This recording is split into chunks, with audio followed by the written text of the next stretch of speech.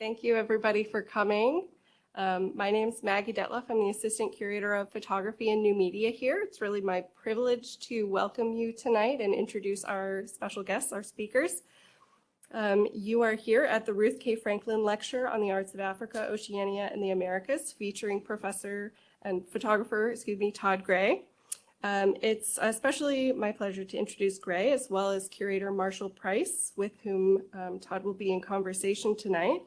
Tonight's program is offered in conjunction with our current special exhibition, Second Nature, Photography in the Age of the Anthropocene. And I'll tell you about this show in just a moment, but first we'd like to start off with a land acknowledgement.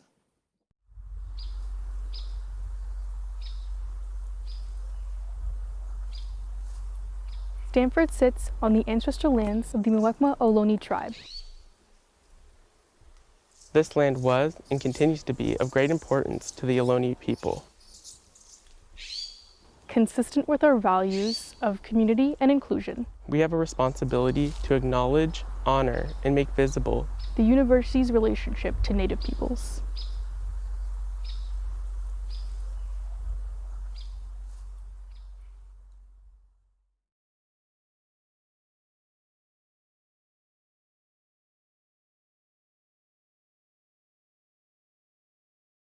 So the exhibition, Second Nature, Photography in the Age of the Anthropocene, on view upstairs on our second floor through August 3rd. I was privileged enough to steward it here at the Cantor, but it was originally co-organized by the DeCordova Sculpture Park and Museum and the Nasher Museum of Art at Duke University.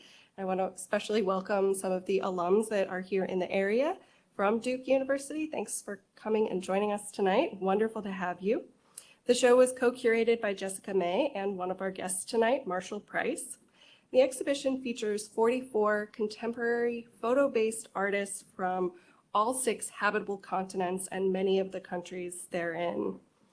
These artists explore the complexities of our current age, dubbed by many the Anthropocene, which is a term proposed to denote a new geohistorical period defined by humankind's indelible impact on the planet's climate and ecosystems. And these impacts arise from and contribute to a complex web of global issues from colonial legacies, capitalism, resource extraction, migration, and much, much more. Our special speaker tonight, Todd Gray, has a work in the show called Cosmic Blues Makes Me Wanna Holler from 2019 that is truly a highlight of the exhibition. It's one that I all but one time, I promise you, stop at in every single tour that I give. It is a true gem in the show and really speaks to so many of the themes throughout the exhibition. And I know we're all eager to hear from Todd himself, so I'm going to do a very brief formal introduction. Todd Gray lives and works in Los Angeles and Ghana. Through his unique process of layering images from his personal archives with African and European landscapes, he challenges traditional narratives and examines the enduring impacts of colonial power and racial identity.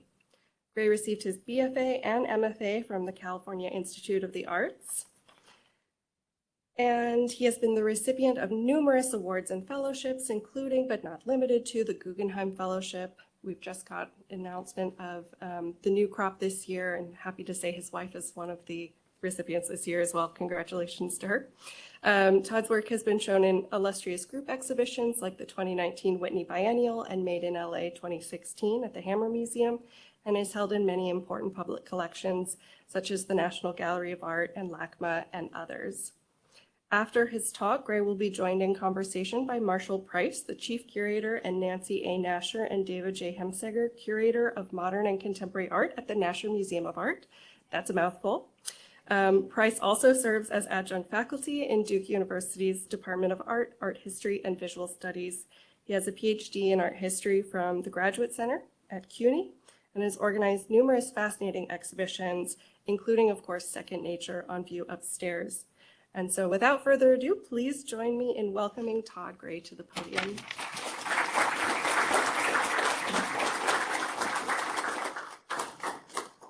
Thank you, thank you, thank you. Thank you for coming out. And thank you, Marshall and Asher, and of course, Stanford University, Cantor, everyone to host this exhibition and invite me here today. So I'm going to give you a little background about my work, and I'm going to limit it. Start the timer now.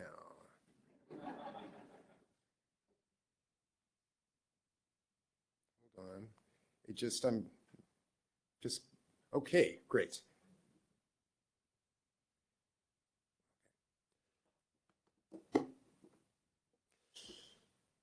Let's start with an image, yeah? So this was made, briefly, I'm a contrarian.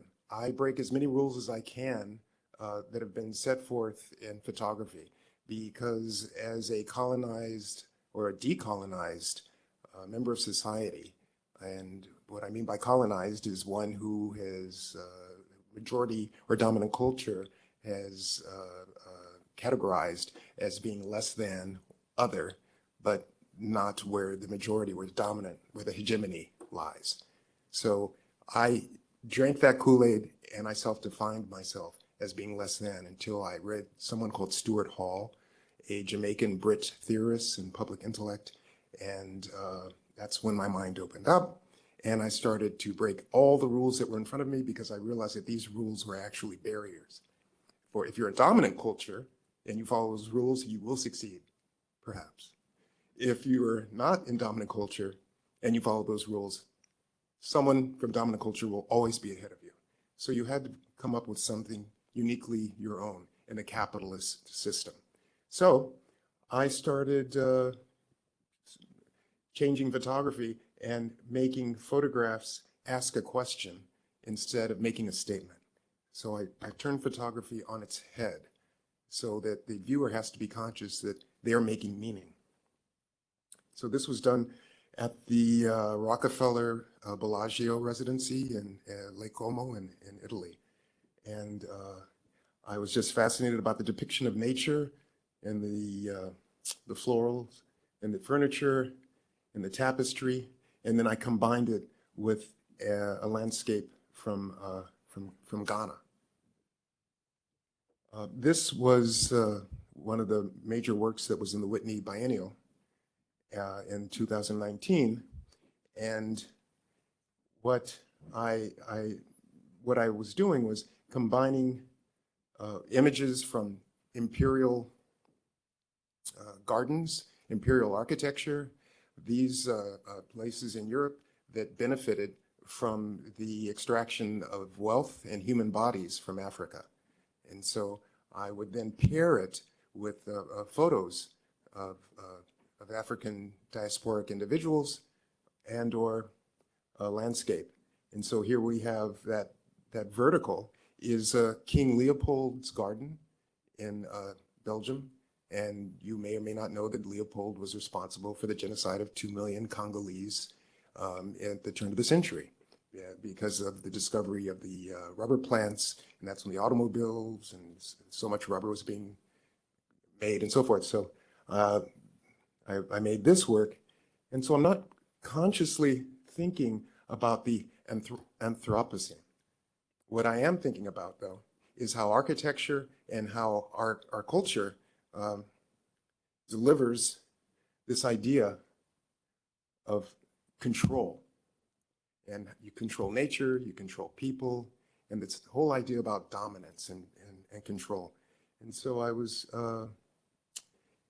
I've noticed from being in this exhibition, although I'm using landscape as a way to talk about Africa, as a way to talk about the place where my forebears came from, it's also talking about something much larger, and it's talking about philosophy. And that philosophy is humans at the apex and everything else below. And humans pursuing a capitalist program. And so anything that is done is okay in that criteria. So what we have here is, that was at a garden, I forget in which country, but that is, what is it called? The Rape of Sabine. And that's just seemed like such, to have that on the right and these pillars on the left seemed very adequate. And that's when I also started thinking about how, where my position as a diasporic individual, how there's parallels that I could think of when I studied feminist, when I had feminism and so forth at Cal Arts, and how oppression works, dominance works. So, although that's not a photograph of the 1920s, what was her name in Paris? Josephine, oh, that's not Josephine Baker. She signifies Josephine Baker. And that's what I really like about photography, is how it can stand in. Photography is like a language, it's like a word, and it doesn't have to be what's called the indexical. The indexical is something that where the photograph is directly connected to that which exists before the lens. So if you took a photograph of my face, and then you look at the photograph, well, that's the index, that's the indexical of Todd Gray. So what I do is I disrupt that indexical, and I try to bring in other meanings. So this is as you can see, that's a quite large work, and that's in the National Gallery of Victoria in Australia. And that is Marie Antoinette's pavilion, a piece of Marie Antoinette's pavilion in Versailles. So I got the Guggenheim grant, and I was traveling all throughout Europe, taking photographs of, I forgot to mention this. Every photograph you see, I've taken. I go and I take photos from my archive. I shot my first album cover when I was 17 years old. So on tour with the Rolling Stones, Exile on Main Street, but my parents only wouldn't let me go outside of California because I had to miss 10 days of school. But the only photographs I haven't taken that you'll see are those of the cosmos. But like yourself, I've paid for those photographs through my taxes. So I claim ownership. So this is a work, and to me, that's Jim Osterberg, AKA Iggy Pop, that I had photographed in the 70s. But what it is when I was in Milan, and I sold this at some kind of festival or fair, this simulacra, the simulation of nature, the simulation, it was a food fair, the simulation of a tomato was the most absurd thing, and I had no idea. It just caught my attention, and I photographed it. I had no idea it was going to make it in an artwork. It was just too absurd. But to look at his gaze, all of that, 2/3, almost 75% of the work is framed by nature. And then you have us imitating nature. And I just thought that really talks about our absurdity. And I'm really embrace that. So this is a photograph on the right, was taken from my front lawn in Ghana. We have 3 acres on the beach, and we built a studio home there since 2007. And when I was a professor at Cal State Long Beach, on my academic breaks, I was going there back and forth. And that is how I got here. My forebears crossed this body of water to get here. And so that comes up in my work often. And that, oh gosh.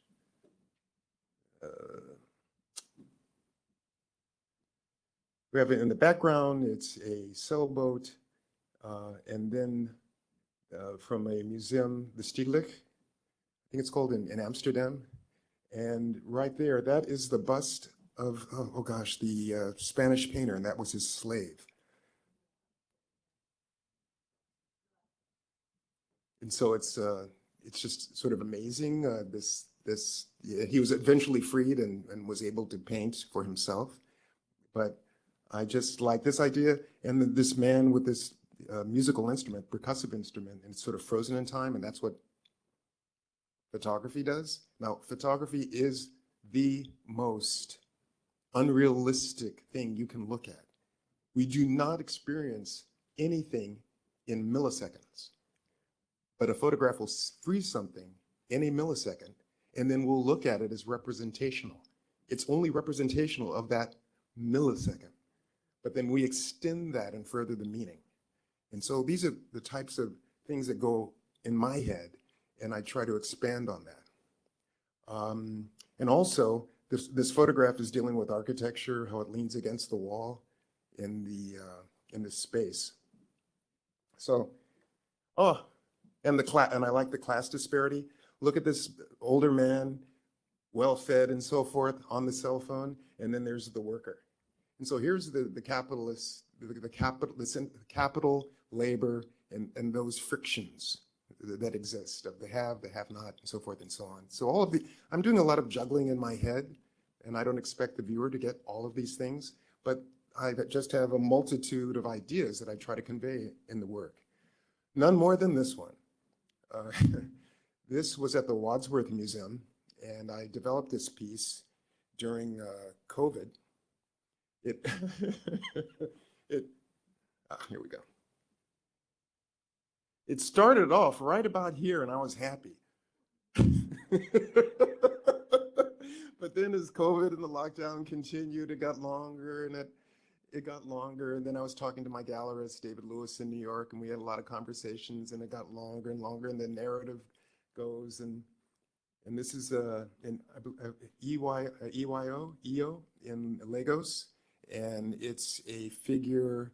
It's used in masquerade, but it's also a figure that walks the fallen chief. When a chief dies, takes them from this world to the next world. And so that's how this figure operates.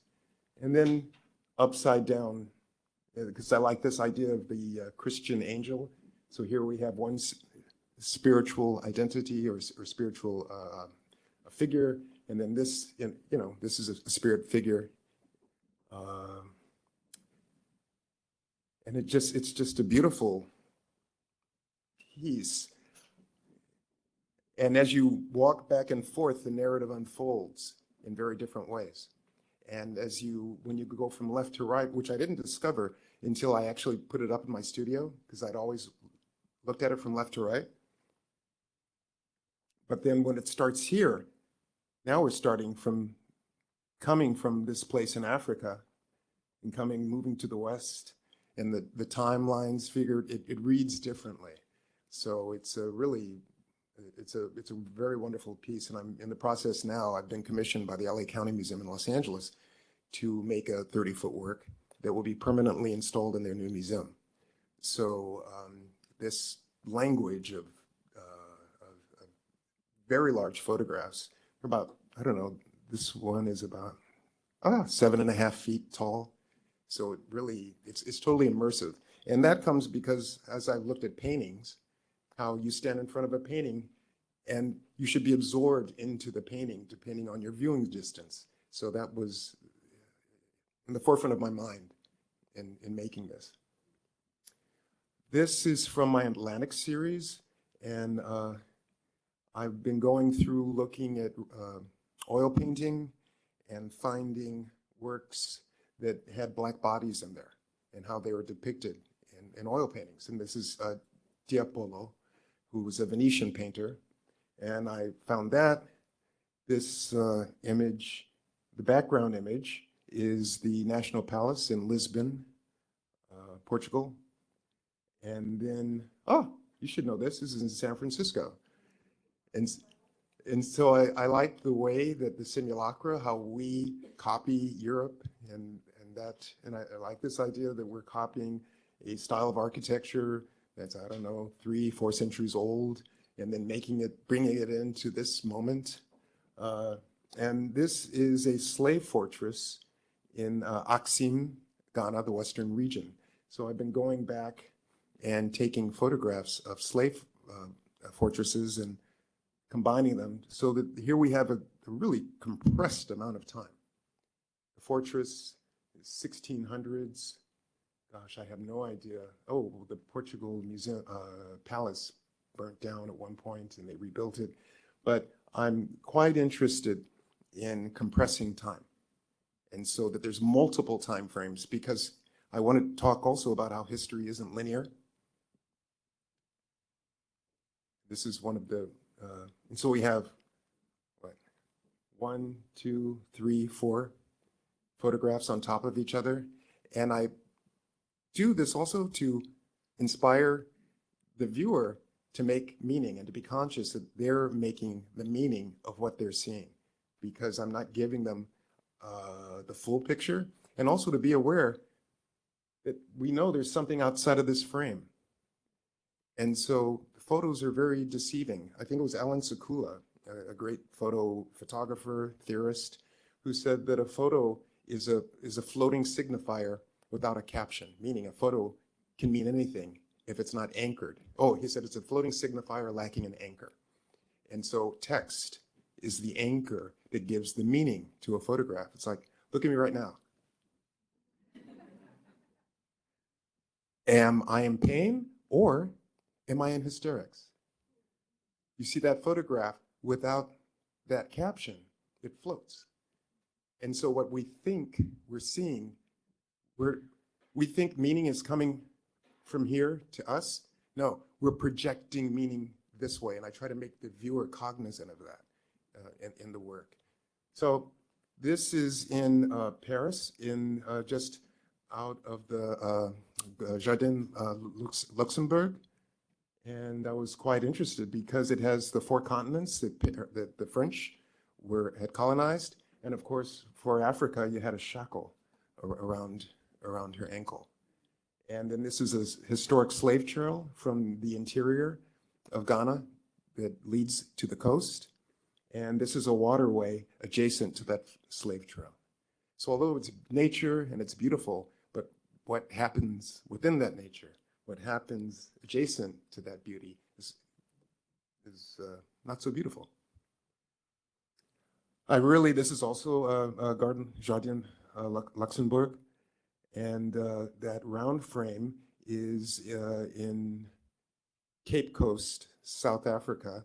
And I don't know if this was a controlled burn for the wine, for the hills of the wine or what have you, but it almost looks, when I put this together, it looks like a trophy, you know, and I'm going, whoa, here's the high point of our culture. This is what we celebrate. This is in my twisted sense of humor, that this is what we celebrate, destruction and so forth. This is a piece, yeah, Cosmic Blues, Makes Me Want to Holler, and that of course comes from What's Going On, from Marvin Gaye. And many times I used to be a music photographer. I've shot over 100 album covers. I was Michael Jackson's personal photographer from 81 to 83. And I told you, yeah, I worked with this, I've done a lot in the music. So every so often these reminders I'll put in my title, because the tragic quality in that song, you know, which was a protest about the Vietnam War, was really appropriate for Cosmic Blues. And here's the cosmos. This was a funeral in Ghana, and these women are summoning the spirits. This is a mechanical failure. I did not manipulate this in Photoshop or anything.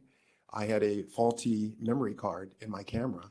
And when I got back from 3 months in Ghana photographing and I loaded it up in my computer, I was quite disappointed when I saw all of this, and I put it away for 4 or 5 years and didn't look at it again.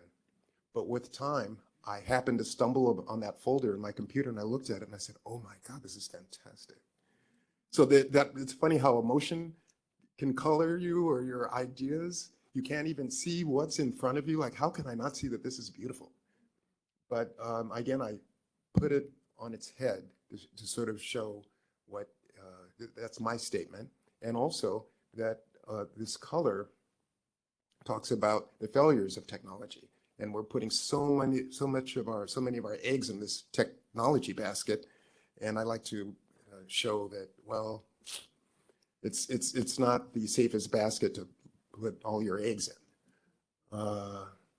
And that's a sculpture that was in Porto, Portugal, and someone had graffitied the tears coming down.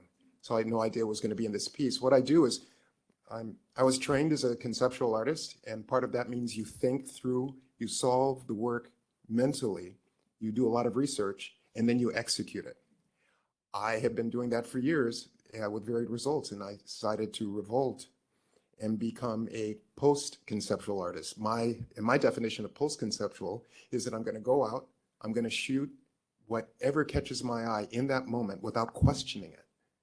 I'm going to put it in my archive, look at it when I get to the studio, and then have a very rigorous dialogue with it and interrogate those images, but not when I take them and not before. So I'm going to let my unconscious come into play and let what I call my body come into play.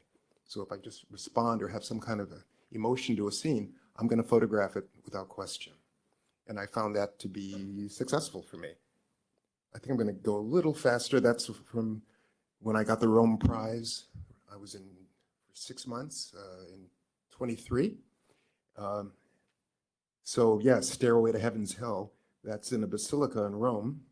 And this is the entry to a slave castle. Let that sink in for a moment. Because the Catholic Church, a lot of my research in Rome was about the critique of the Catholic Church because they condoned slavery. They made it permissible because we were smitten daughters of Ham or something. So it was in the name of what they might say is in the name of godliness, because we're not quite human and so forth, but it was really about capital. It's really about facilitating goods, and the goods were bodies. So Stairway to Heaven's Hell.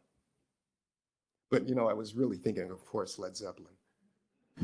And I was thinking, how do I obscure that? So the first thing you think about, because of course, what was the first title going to be to this? It was going to be Stairway to Heaven. And I thought, oh no, come on, man. All right. And here you have, this is the what's called the Pope's Cathedral in Rome. It's not in the Vatican.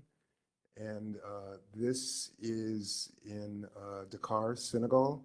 And what I liked about this image, it looks just like they're considering they're going to cross the Mediterranean, or it gets that idea. But these are school children who are going to Gorée Island, which was the slave island, like Alcatraz, just off the coast of Dakar. And then that is I do these private performances in the studio, so that's me in silhouette. But propping this up is another photograph. And so this is from Palazzo Fontainebleau, so Napoleon's summer palace. And just look how the tree extends. Again, this stairway to heaven that starts at a historical site for a slave market. And the promise, this heavenly promise. I was raised a Catholic, so how are we? Oh, we're right on it. I'll end here. You don't need to know about my Catholic. I had a lot of Catholic mishaps. Okay, one of which really quick. I went into the parking lot and I saw this Lincoln Continental, black Lincoln Continental. I thought it was so cool. It had 8-track tapes in it. It was like this is in the 60s. Frank Sinatra, Duke Ellington, and I formulated, oh, this has got to be a player. This has got to be some cool dude. And I walk away, I turn around, and I see the Monsignor get into that. So at dinner that night, I said, Mom, what happens to the money we give on Sunday? And she goes, oh, Todd, we do that to help the poor people and so forth. And I said, then wouldn't we have more money? I saw Monsignor get into a Lincoln Continental. Wouldn't we have more money if he was in a Ford or a Chevy? And my mother said, oh, Monsignor's a very important man. He needs that car. And that's when my father ended up and said, son, if you don't want to go to church anymore on Sundays, you don't have to. You are now old enough to make that decision on your own. And that was the last time I went to church. Thank you.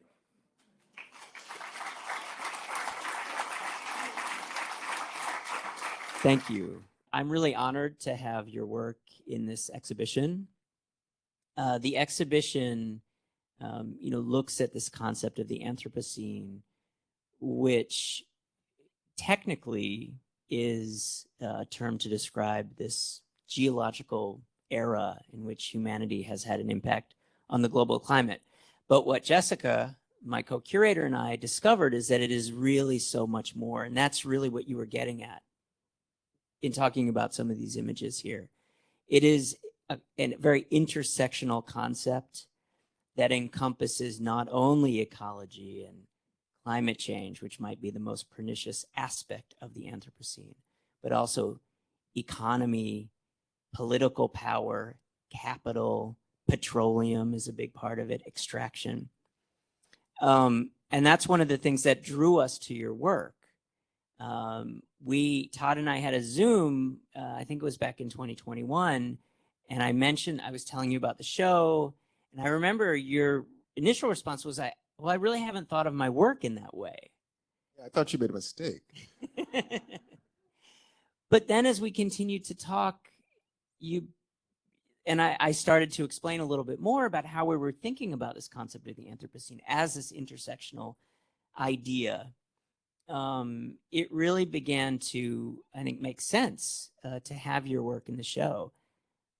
I saw your work in 2019 and immediately thought, oh my God, this is brilliant. We've got to have this in the show. It made immediate sense to me. And the work that you showed that's in the exhibition, Cosmic Blues Make Me Want to Holler, in particular, I think, has this intersectionality to it. And the thing that struck me, and I'm going to shut up in just a minute. No. As long as it's complimentary. The thing that really struck me about the work and the sort of efficacy that it has in helping to tell this story was the way in which, and you talked about this just now, the way in which it juxtaposes images of West Africa with images from European gardens from the sort of 16th to the 18th, 19th centuries. And it occurred to me that, this was the moment, the so-called Enlightenment, right? When racial hierarchies were codified and justified. And the thing is, that was a major moment also in the transfer of carbon because of the movement of bodies from one continent to another. So in that, and that's only one aspect of the work that is so, I think, resonant with this concept of the Anthropocene. So it struck me immediately that we must have the work in the show. And I think it helps us tell the story really well. I'm searching for a reply. I know there wasn't a question in there. No. I think also because there's a lot of intersections in the work itself, and my what is it called? My distrust of rational thinking. And here's my distrust. What one can break down and rationalize almost any action and make it make sense and therefore doable. And I've seen that rationale and how it applies on myself, on the culture that I've grown up in. And that's when I realized, wait a second, it's a tool, it's an argumentative tool that can be used any way that you want. And that's when I really started thinking, and people thought I was a bit insane. Well, what about the non-rational, not irrational, the non-rational? And I started thinking about that and how I could introduce the non-rational into my work. How can I also defy linearity, linear connection that just in a line, because things don't happen in a line. That is a falsehood. And that is not the real, although media will portray it as real and they'll offer it as the real. No, things don't, it doesn't go from A to B to C to D and so forth and so on. That's a narrative that one uses to formulate a story about reality. And Oh, that's me. Oh, I had more time. Oh, I had 5 more. Okay, I'll go back.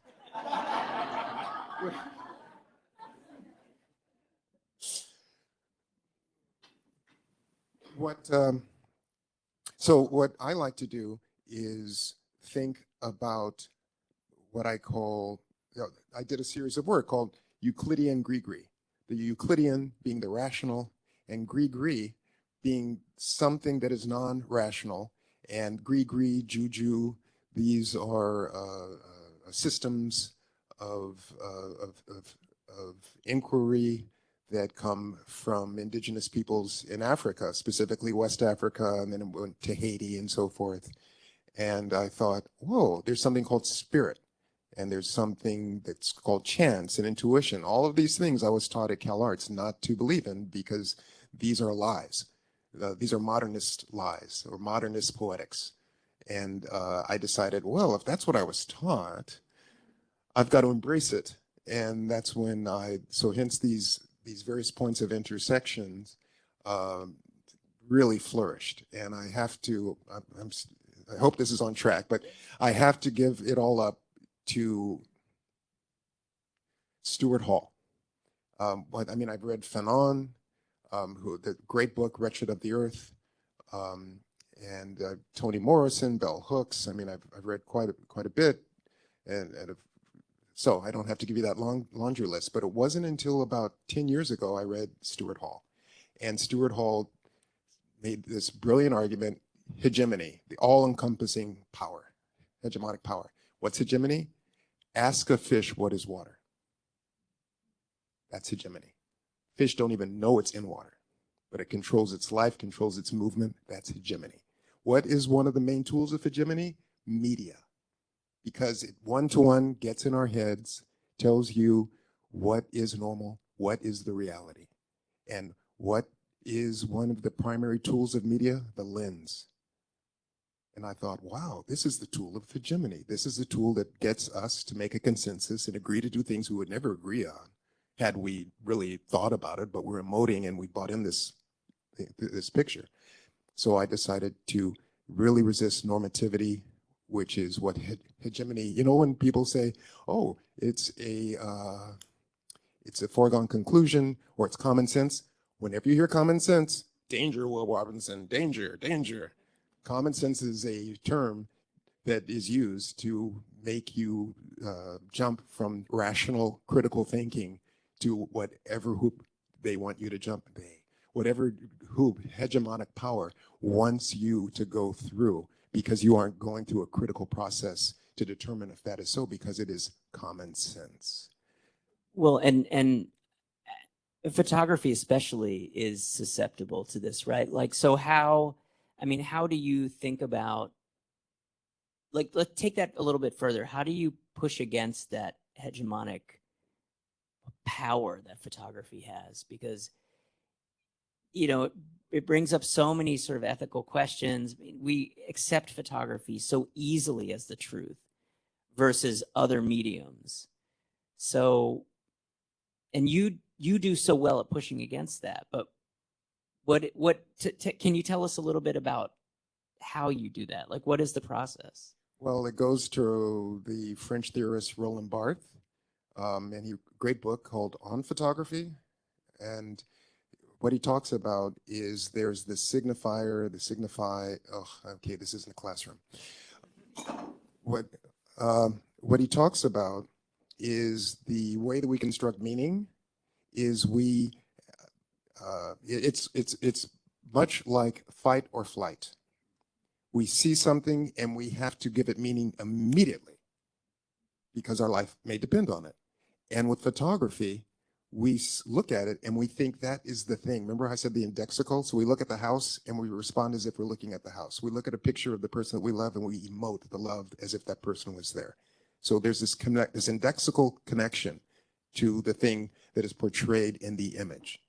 But that's happening here. It's not happening. This is a piece of paper. You know, this isn't the one you love. So what there's something that is happening lightning fast, which is this idea to make meaning and to name it Is it going to eat me or am I going to eat it? So photography circumvents our critical thinking. We just jump. It's a micromillisecond that we assign the meaning.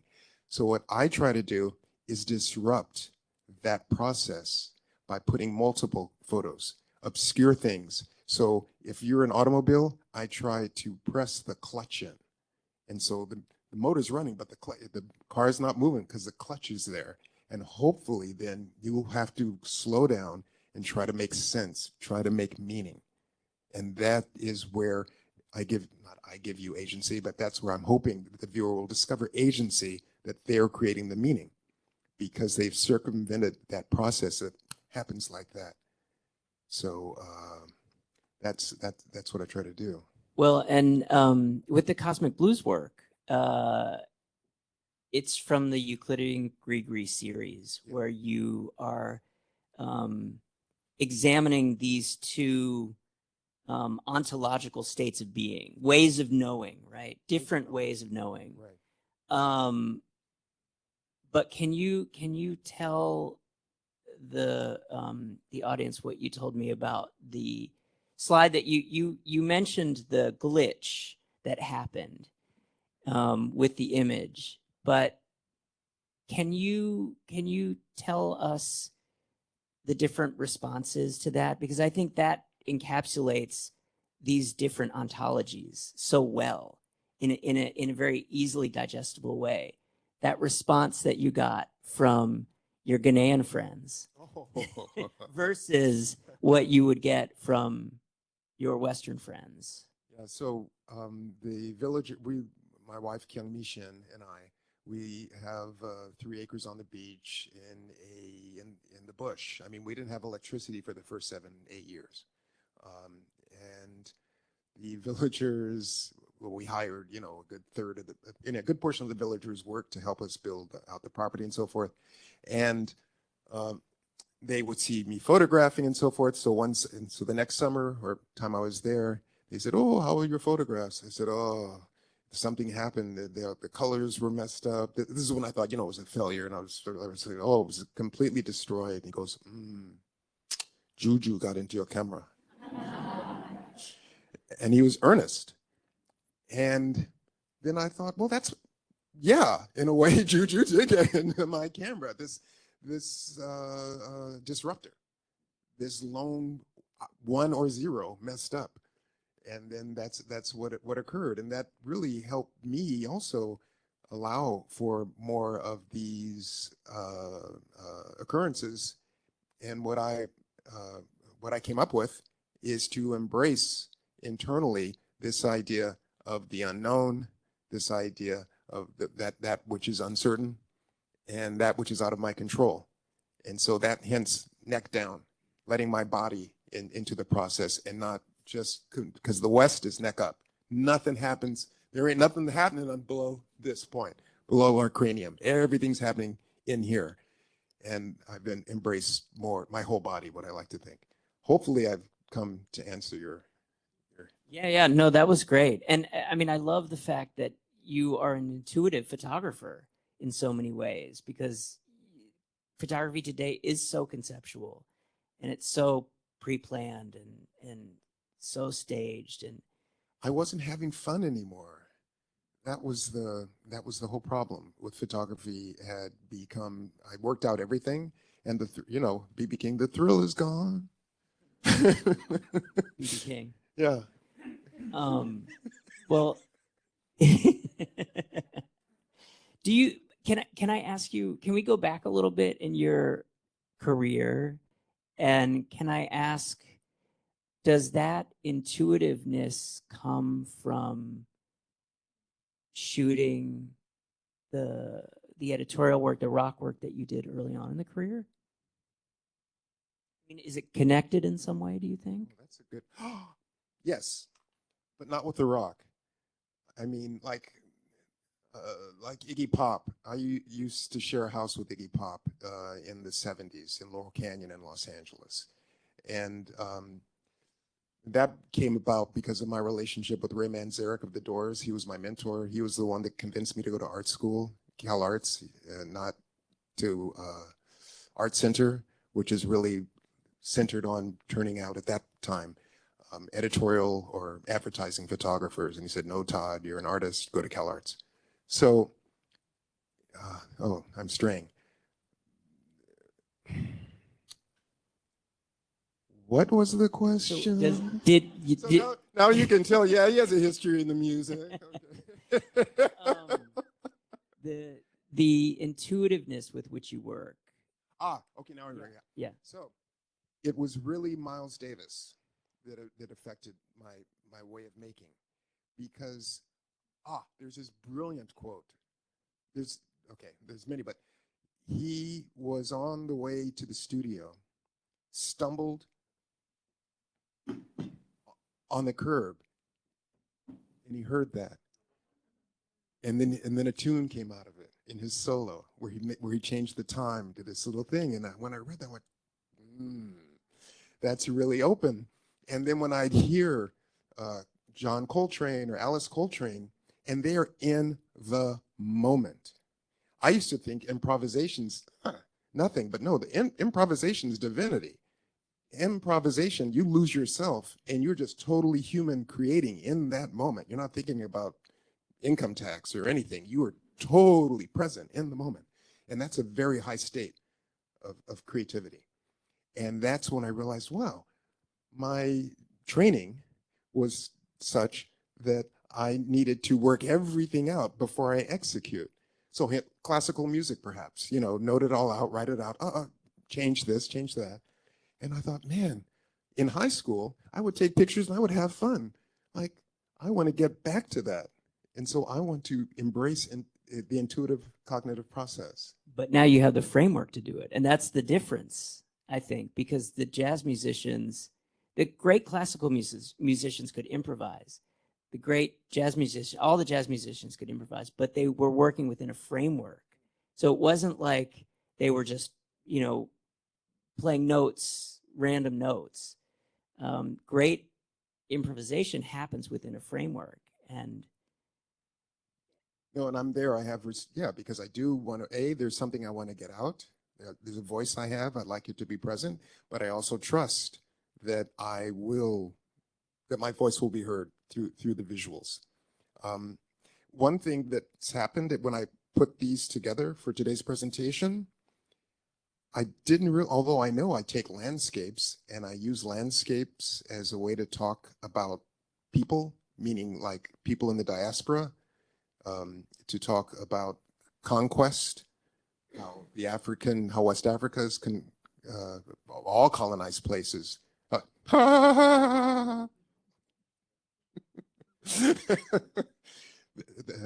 Conquest. Until I looked, I started, wow, you could have almost picked anything. Because the landscape becomes a subject. The landscape becomes a person. It's quite phenomenal. But I do love this particular work because of that tomato. I just have to go back to that tomato. the tomato's great. It's great. How are we on time? Got some time. Yeah, remember I was 5 minutes short. Well,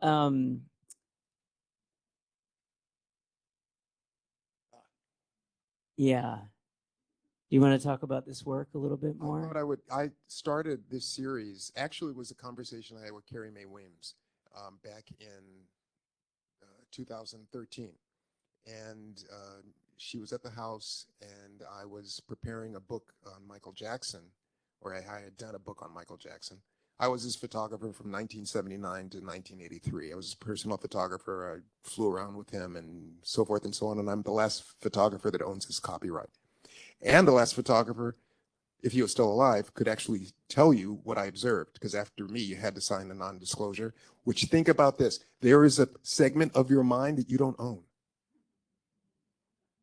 There's a segment of your memory that is not yours. That non-disclosure. That's trippy. That's Euclidean, baby.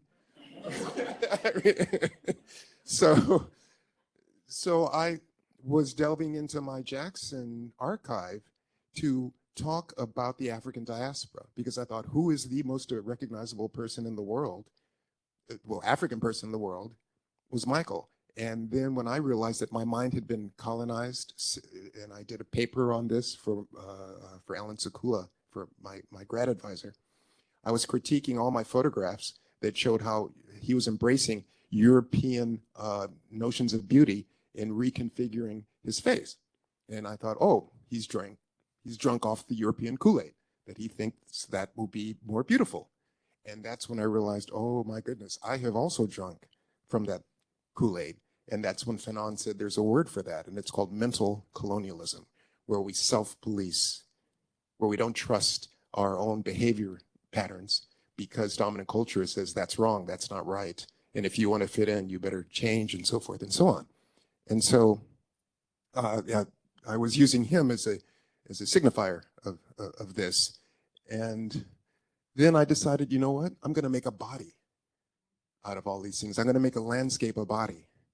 So the garden, Leopold's garden, becomes a spine, and it also becomes the dreaded phallus. And then we have an African dancer that I saw in Ghana, and then the possibility of freedom.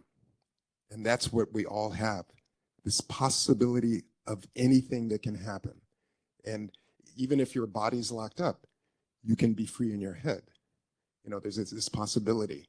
So it was really a beautiful thing. And then I'll say the dark side of this is also in that anything is possible in that cosmos, how we as a species have organized ourselves. Infinite possibilities, but how we've happened to organize ourselves. So, yeah. You know, one of the things I think that is so powerful about your work is that it's also kind of extratemporal. Like it's beyond time. And we talked a little bit about time earlier today. We talked a little bit about this notion of deep time, talked a little bit about how, you know, these images of the cosmos are like looking back into time. Do you think about that when you're working? Do you think about that when you're assembling these works? How does time function, I guess, in your work? When I'm making the work,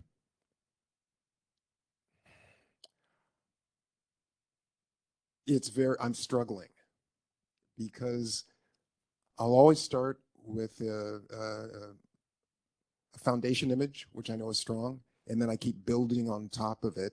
And I try not to, I try not to think too much. And I just try to recognize, because I'm 70 years old. I was a professor for over 20 years. I've been making work since I was 17, 15 actually.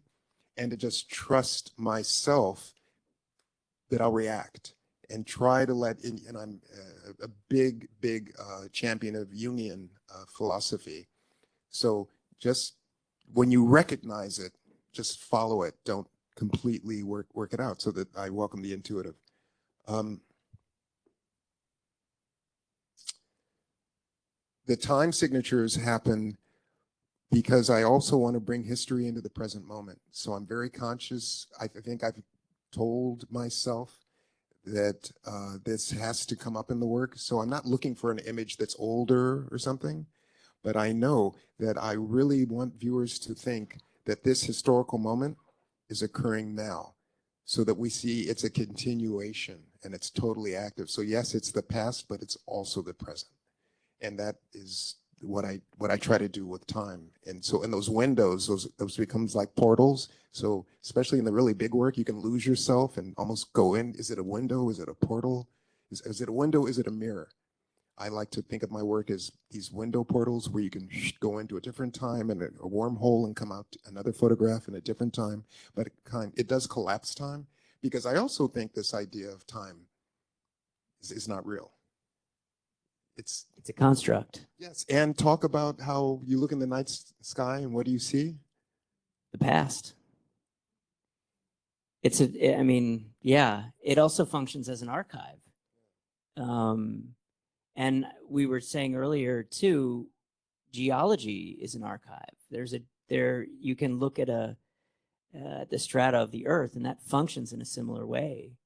It's like looking back in time, but it's also the present. And my work is an archive of my life, because I've taken so many photographs throughout my life that I realized that these works are autobiographical. But I'm in community. So it's not just my life in the singular, it's my life within this community. And so it becomes greater than just the singularity of myself. Well, maybe we should open it up for some questions. Yeah.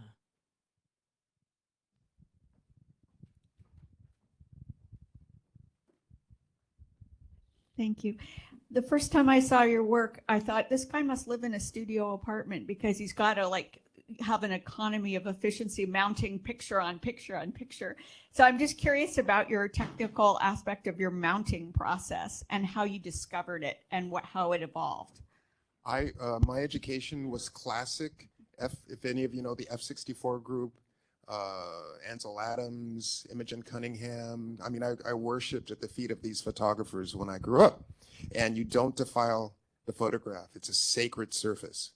And so one of the first things I knew I wanted to do was attack the surface of that photograph to free myself. Because that is what is common sense. You don't attack the photograph. The other thing is, and I'll get to it, is remove the glass. There's no glazing on my work because we have to protect it from UV and so forth. So I take care. I spray 3 coats of UV laminate. So there's that layer of protection, but I get rid of the glass or the plexi, whatever. What I also do is cover the photograph to talk about that possibility that it's not making a statement, but it's posing to you, the audience, a question. And I do that by obscuring information as opposed to revealing and showing information. But how I physically do it, get a drill, get screws, and old school, just drill it. You look at the back, there's let's go up and take the piece off and turn it around upstairs. You'll just see screws drilled through the back and so forth. So technically, I have defiled the sacred photograph. I mean, Cartier-Bresson's like turning over in his grave right now. And those are like the 3 cardinal rules, or 3 of the cardinal rules of photography, right? Yeah, if you don't, that surface is untouchable. I remember I'll say it anyway. I taught a class, and it was this really uptight program. And the first day of class, I warmed up and I said, I piss on the grave of Ansel Adams. I piss on him.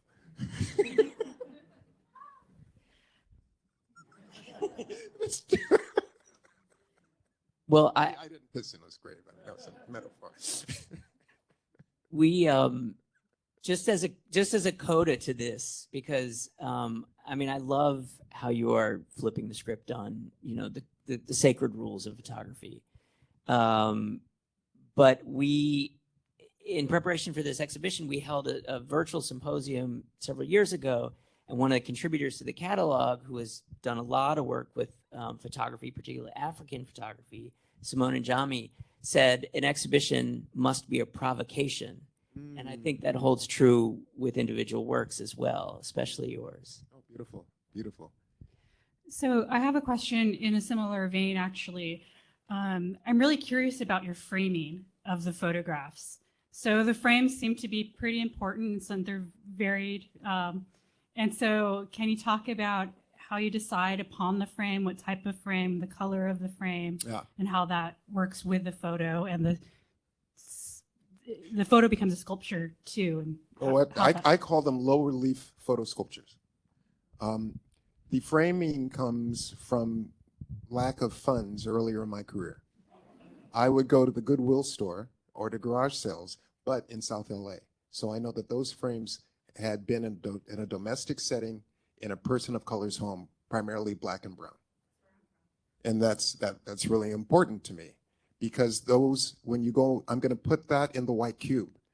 And I thought, you know what, this is an entry point for viewers. And I was those cheap little frame from Aaron Brothers and so forth, where your diploma would go in, when I was doing some other work that was a bit smaller. And there would be folks, I would overhear going, oh, my grandmother has that frame, or something like. It was a point of entry, and that was really important. And there was also someone, was it Bachelard, Poetics of Space, where he says furniture holds the memory of that domestic space. The stories, that furniture, that wood has witnessed it. So after I read Poetics of Space, that turned me on to the significance of a frame that it witnessed a life. And they were cheap as heck. But then when my scale got larger,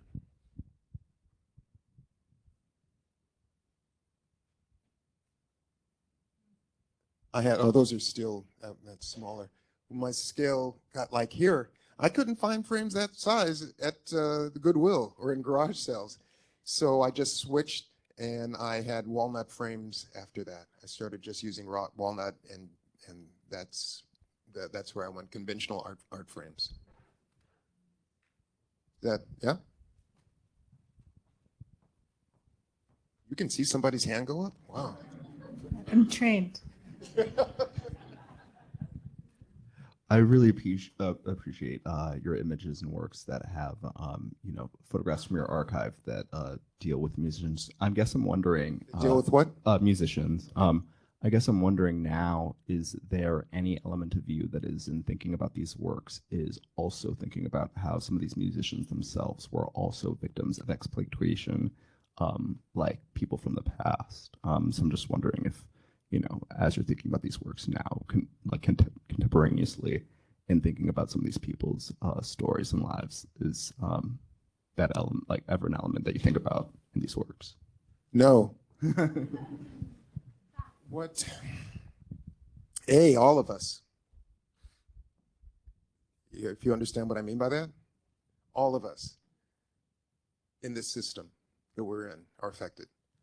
But when I am making the work, I'm looking at how does that, this is a great example. This is from a Hammer video, where I was on set shooting a Hammer video, and this is one of the background dancers in the club scene, on the pole.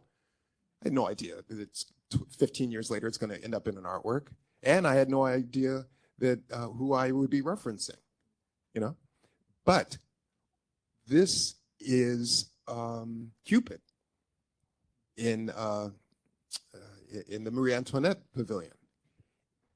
And I love the gesture of him, oh no, and her ass going right to him. I like this little dialogue. When you're at the piece, it's inescapable what that relationship is and how she is disrupting this sacred space. And I like how the colonized are biting back. And so that's the signification here. And I look how that man is hovering and putting his weight on this bare-chested woman in this sculpture. So it talks about also power dynamics with men and women. And then how this red sort of drips. This is what kills me. Here we have a few parcels down the beach in Ghana, and this Ghanaian is building this home, and he's using the signifiers of European power, in there, and how it keeps keeps coming back. How these systems of value that were oppressive, yet we embrace them. We embrace these notions that oppress us. It's the hedge money. Yeah. It is. It's a hegemony. Yeah. Anyone else have a question?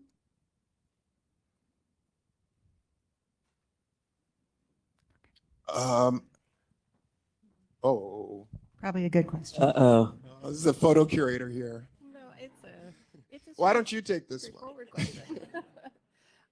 I'm just curious to hear more about your splitting your time between California and Ghana, and if there are parts of your practice that you tend to do in one place or another, or if your studio in one place or the other sort of inspires you to do different parts of the work, of the putting the works together or photographing different, in a different way.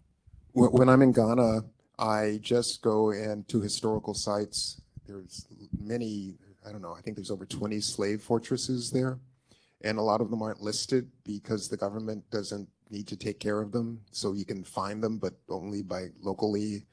So I'll go there. And then those pathways, I'll walk the same pathways that lead any waterway adjacent to it that dumps into the ocean, well, more than likely it will be a slave castle near it, because that's how you can march those bodies from the interior to get to the fortress until the boat comes and make the Atlantic crossing. So I'm actually completely devoid of emotion when I'm taking these photographs. The first time I went there was with Stevie Wonder to shoot an album cover in 1992. And Steve is the one that kept saying, this is where we're from, this is where we're from. And he put that idea in my head. And then 10, 15 years later, NYU opened up a campus there and invited me in Accra and invited me to exhibit my work at a space. So I think that while I'm there, I am totally focused on landscape and architecture and not worrying like I worry here. And that's really great. And also seeing a pattern, a rhythm of life that's slower and something about who I might have been before I was an American. It's an odd question to ask oneself, but I realize that I'm formed by the culture that I exist in. So I'm American, I'm European, and I'm African. I mean, I see, because I'm influenced by these cultures. But while I'm there, that clutch can come in. And so the possibility that I'm not automatically responding to things that I would normally respond to or think about, I'm less a careerist. I think much less of, am I getting ahead? Am I behind? Is this picture going to be the one? That voice really goes down. And my sun rises and sets at the same time every day because it's near the equator. So the rhythm changes. But I don't make the collages, put them together while I'm there. I only shoot photographs, and I try not to look at the work that I've shot. So I want to stay open. When I come back to LA and I come back to the studio, I'm rigorous as hell. And I go through and I really think through what I've done. And fortunately, surprises happen. And that's what I live for. I mean, it's nice to sell a work, but the biggest payoff is when I put a collage together and they go, oh, that's the beauty of creating. Any of you, if you do ceramics, whatever, that moment that you recognize this is really wonderful. That's a wonderful thing about being a human, is that creative realization. Or when you cook that dish and, oh my God, it surpasses what I thought it could be. And you made the combination of this and that, and you came out, yeah, I still get my rocks off on cooking a good dish too. I love the creative act is something really special and fantastic. Okay, we'll take one last question, and then I just want to let everybody know the museum's open until 8 o'clock tonight. So if you weren't able to come before to see the exhibition upstairs, you'll still have a little bit of time to check it out before we close tonight. So I'm not in the fine arts. I'm You're educated smart. in different arts, more practical arts. But my question is, because I do a lot of this, when you take a photograph, are those photos up there edited down from a larger photograph? Do you reframe them after you get home to LA and you're looking at the pictures? Do you see a photo and then you say, oh, that portion of that photo is what I want, and you edit it down to a section of the photograph? Or are you're subconsciously framing something in your mind ahead of time, and so you have the whole photo and that's what you end up using? It's easy to tell you that I did not take that photograph of Michael Jackson with just his jacket. No, I'm not trying to.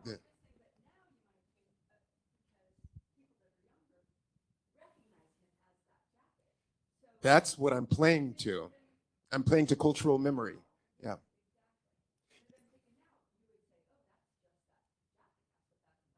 I work for the benefit of the piece. With his face, that photo would be hijacked. It would become a Michael Jackson photograph. And then it would key up what you think of him, and you would project that onto this work. With that signifier, now he's a sign. He's not him, he's a sign. And that works different in your mind because you're looking at a sign, you're not looking at this thing that is indexical. If you know.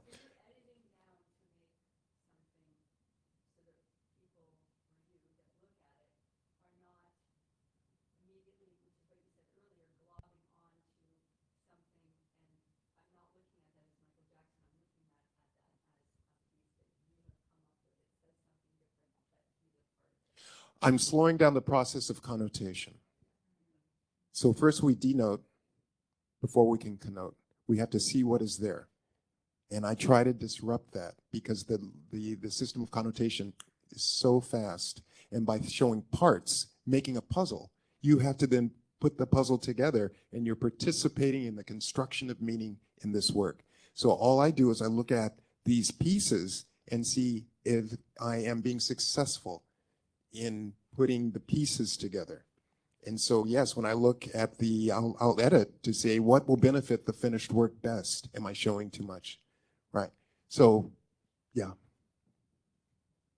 So it was very conscious for me to place that. So we have this triangular topiary because I wanted that dreaded phallus to be there. Yeah. Thank you so much. Thank you. Thank you.